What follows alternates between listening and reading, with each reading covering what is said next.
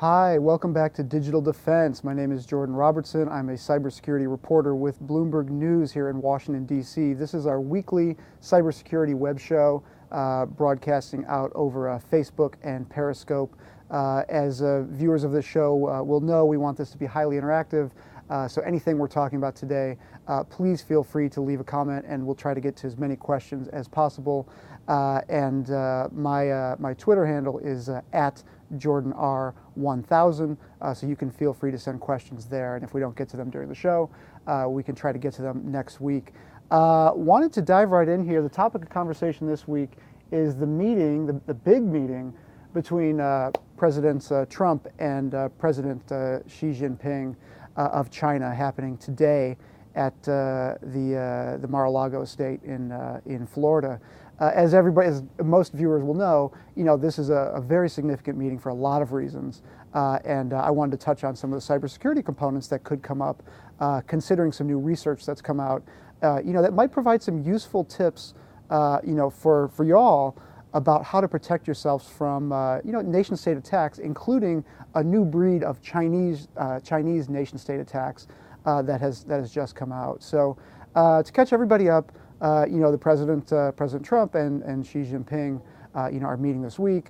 They're going to be discussing a lot of issues, primarily North Korea, but also critically trade issues. This was a key issue that Trump ran on, and is something that he promised his voters, would be a real strong point for the U.S. in negotiations with China.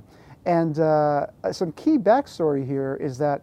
It wasn't that long ago, just the last several years, all you'd read about when you read about cybersecurity were Chinese-based, hacking attacks. Chinese hackers were hacking everybody, and they were stealing lots of intellectual property. This seemed to be, a coordinated effort, by the Chinese government and the Chinese military to acquire intellectual property for economic advantage. To build industries and to kind of catch up with the West in a lot of areas. It's pretty well documented stuff. But an interesting thing happened a few years ago. The Obama administration really started to clamp down on this kind of hacking and really started to push back on the Chinese government. I mean, understandably, these are very fragile negotiations, and you kind of have to pick your battles. So, but for a time there, cybersecurity was a top concern, especially after the theft of tens of millions of sensitive government files from the Office of Personnel Management, background checks for federal employees, the most sensitive data about these folks working in law enforcement, intelligence, and other sensitive jobs that you can imagine. So an interesting thing happened then, and I want to show you a chart that kind of highlights what I'm talking about. Prior to about 2013, the attacks from China were just going up and up and up and up and up, and every company was getting hit. After the Obama administration started saber rattling a little bit, you can see in this chart from FireEye what happened. The number of attacks from alleged Chinese government or military groups plummets from 2013 to 2016. That doesn't mean the attacks still aren't happening, but that just means the frequency and the scale of them was significantly diminished. And we've spent a lot of time talking to administration folks, former Obama administration folks, and they said this was a really big priority for the administration, to reduce Chinese hacking attacks through the threat of sanctions, through criminal prosecution of key PLA, Chinese military members, things like that. This idea of shaming, was a really significant one for the Obama administration. They said this is a key weapon the U.S. can use to diminish cyber attacks from China. And at least from these data points, from FireEye and some others, the volume of attacks really did decrease. So that kind of sets the backdrop for this meeting now. But there's a really interesting twist that I wanted to update you guys on, and that is, while these attacks were decreasing, you can see there still are attacks. I mean, it's not like attacks from China have stopped. They've just gotten more targeted, more efficient, and stealthier. And this week, actually today, a company called Fidelis Cybersecurity, which does incident response, breach investigation, just like FireEye does, they released a report that I think viewers of the show might find pretty compelling. And it's about a new alleged Chinese nation-state attack against U.S. interests, targeting, of all things, a major U.S. trade lobby. And this trade lobby includes companies, all the big companies you can think of that are based in the U.S. So Google and Microsoft and Visa and all the big automakers and the big banks. Everybody you can think of is part of this trade group. And what this trade group does is it lobbies the administration on policies it believes the U.S. should adopt toward countries like China. So the reason this report is interesting, as viewers of the show will know, I like to try to provide some actionable information, practical tips that the kind of the layman, which I consider myself in this area, can do to protect yourself online. And what this new research on this attack shows is that not only is Chinese nation state attacking still occurring. I mean, nobody thought it would go away entirely. Maybe just some of the more obvious attacks would go away. But there are some things you can do as a kind of an average internet user, to at least be aware of what some of those threats are. And what I'll start with is, kind of everybody knows that spear phishing, is the big way that most people get hacked. You get an email, it's designed to look like something that you're expecting or from somebody you're familiar with, like your boss or your friend or something like that. You open it, you get malicious software in your computer, and that's how data is stolen. That's still the way most attacks happen. What this Fidelis report found, though, is that the Chinese government is still very interested in what's called watering hole attacks. Now, the watering hole attack approach means that you compromise a website where lots and lots of interesting people are going to be going and entering personal information or communicating sensitive information, things like that. It's called a watering hole because everybody congregates there. And it's a quick and easy way to attack or surveil a lot of people at once. And in this case, the attack was targeting the website for the National Foreign Trade Council, that U.S. trade lobby that I mentioned. And what was interesting about it is Fidelis found that this attack group, again believed to be from China, basically planted some malicious software on the part of the web page, not just the whole web page. It's not like you'd visit the web page and you get your computer compromised. It was a very specific part of the web page, which is what I think might provide some helpful information to some viewers. It was the part of the web page that involved the registration of board of directors for a very specific board of directors meeting on March 7th.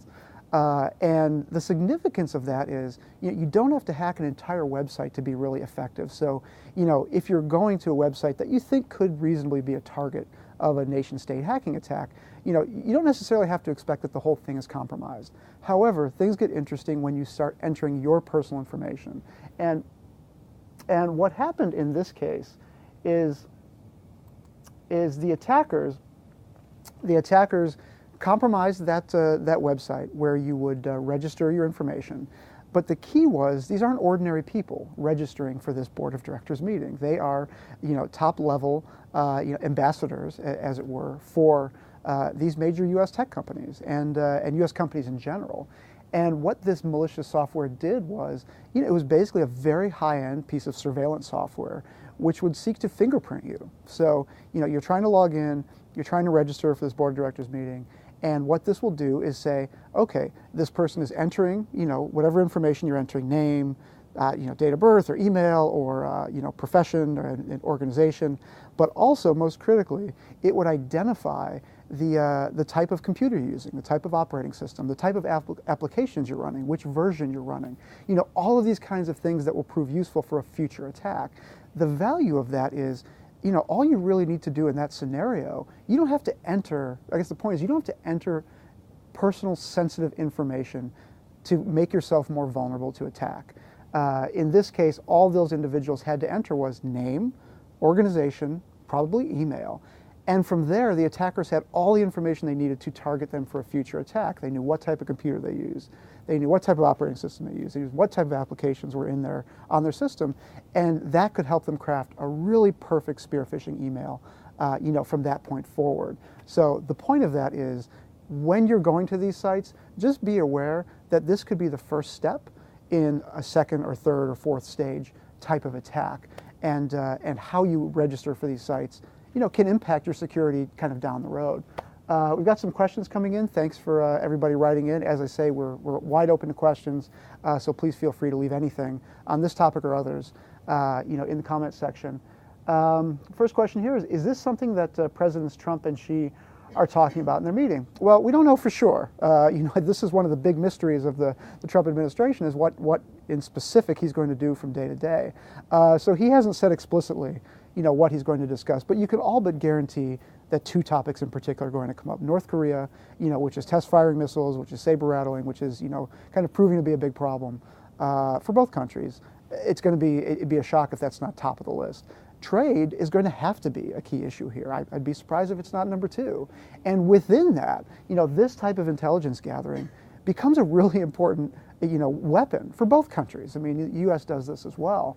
But knowing in advance, what big companies are asking the government for and knowing what their priorities are, in what are supposed to be private discussions, that's hugely valuable. If that information, I should note that this Fidelis research that I'm mentioning, this attack was short. This was like a few days leading up to this board of directors meeting, and the idea being to compromise these people as they're discussing what they want to tell the president, kind of in advance of these important meetings. And having that information is hugely valuable, either to the U.S. government or the Chinese government or both. So I would be shocked if trade is not a top priority here, and one side or both may come with a competitive advantage that they may not be aware of on the other side. Next question here is a good one. Are these hacks more of a threat than the Russia hacks? The reason it's an interesting question is they're very different attacks. These two countries, every country attacks in different ways. What we've seen from Russia is the style of attack that they've preferred, and both Russia and China are very high-level attackers. These are A-level groups on both sides, and they just look different. When they actually attack. What the Russian attacks look like and have looked like are these information operations, stealing information, stealing emails, on the election and leaking them, is now the case. Stealing emails and using it to blackmail people. Like that's kind of a classic Russian model of information and influence operations. The Chinese model is very different. Historically in hacking, it's been about intellectual property theft, stealing, economically valuable data about companies or the markets. For use for domestic companies. China is trying to catch up to the West in many ways economically, and that data has provided an enormous advantage, according to security researchers and administration folks. So, it's hard to quantify, is this more of a threat than Russia hacks than not. They're just very different. I mean, one thing you shouldn't expect is that if indeed this was the Chinese government hacking this U.S. trade lobby, you should expect that information will never be made public. Like, I would be shocked if that information then at some point appears on a website like WikiLeaks, as some sort of information operation. It could, but that's just not the way the Chinese have operated in this realm. Next question here, can you explain more specifically how this attack was carried out? Sure. Again, this is, website watering hole attacks, as they're called, are not that hard to set up. You just need to find a website that's very interesting. I'll put it to you this way. If you're going to try to hack the Google website, if you're going to try to hack, Gmail, if you're going to try to hack, any of the other Google services, Google spends a lot of money on its security. It's going to be really hard to find a part of Google's web infrastructure where you can just do like what happened here. However, this U.S. trade lobby, which I mentioned here, the National Foreign Trade Council, they had a part of their website, the registration part of the website, that was vulnerable. So this allegedly Chinese group, put a small piece of malicious software on the registration part of the website. So whenever anybody went to that part of the website, the malware kicked in and started watching and started cataloging who these people are, what type of technology are they using, what type of computer are they using, what type of browser are they using. It's basically preparing a dossier on every single person that went to that site. Now, the brilliance of that attack is, if you just attack the front page of that organization's website, you're going to get all manner of people visiting that page. And most of them probably not particularly interesting from a nation state perspective. If you limit the attack, however, to just the registration part of the website and just the registration part of the website for registering for the board of directors meetings, a very kind of narrow part of the website, basically anybody you get there is going to be interesting from a nation-state perspective. And so what they did was they cataloged who these people were and what technologies were they using and fingerprinted them essentially. And you get everything. You get IP address, email address, name, organization, all those kinds of things. And the idea here is that that information would be exceptionally valuable for targeting a future attack, such as a spear phishing attack or even a zero-day attack, if this was a person of enough significance that they wanted to attack them using some higher-end tools. So the takeaway for the average user is there's not much you can do about this. If the website you're interfacing with is not secure, these kinds of things will happen. It is, however, important to remember that any of these little breadcrumbs that you leave behind when you register for conferences or you register for these kinds of meetings, if you're in a position to where that this would be something you'd be doing, these are all breadcrumbs that can eventually come back to bite you. There's not much you can do about that, but you can be aware. And you do things like maybe use different browsers as your, and I know people who do this, who they will use a different web browser, in some cases a different computer, when they're accessing the public internet, such as registering for these meetings and these conferences, and then an entirely different system or setup, for when they're accessing work email or for when they're accessing a private system. These are kind of extreme measures, but this is the reason why people do that, because you do leave these breadcrumbs for intelligence services to then go find you, and that's just really not where you want to be. Next question here is, how successful was Obama at getting China to stop hacking? Have we seen a rise of attacks since he left office? Well, as I mentioned earlier, and I'll go back to this slide, which I find pretty useful, you talk to former Obama administration folks, and they will very sincerely point to stats like this and say, the method of approaching China on this issue of hacking was effective. And my conclusion at this point is that they have reason. I think they're correct in some ways that, by applying this kind of pressure to China, especially this kind of social pressure, this idea that the U.S. is going to sanction China over these actions, and we're going to keep indicting people, members of the military, the Chinese military, for doing these activities.